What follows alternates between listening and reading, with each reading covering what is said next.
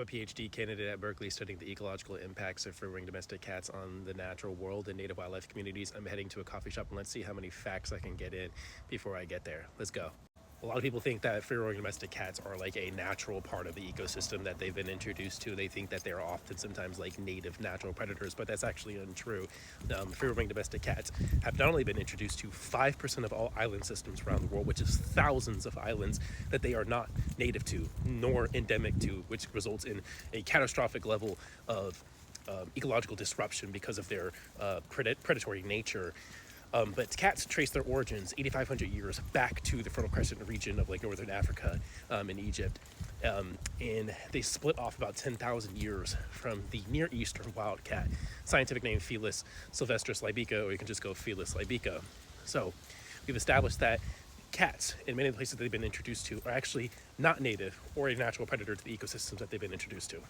In the US alone, cats are responsible for the death of up to 4 billion birds and up to 22.3 billion wild mammals annually. Not biannually or every decade, just annually. And I think in a paper back in 2013 or 2016, there was an estimation that there's apparently over 90 million domestic cats in the United States alone. So you can only imagine how much that's grown since then. A fundamental piece of reading to look at the ecological impacts of domestic cats is a paper by Los et al. I believe that's 2013. And basically one of the things that they established is that cats are responsible for the extinction of 63 different vertebrate species around the globe.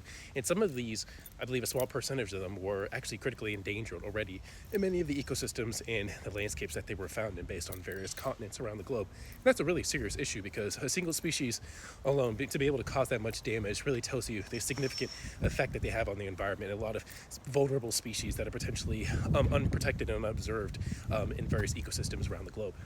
Feral cats not only endanger native wildlife communities, but they also can be a public health hazard. Feral cats are often a common carrier for Toxoplasma gondii, which can result in an infection referred to as toxoplasmosis.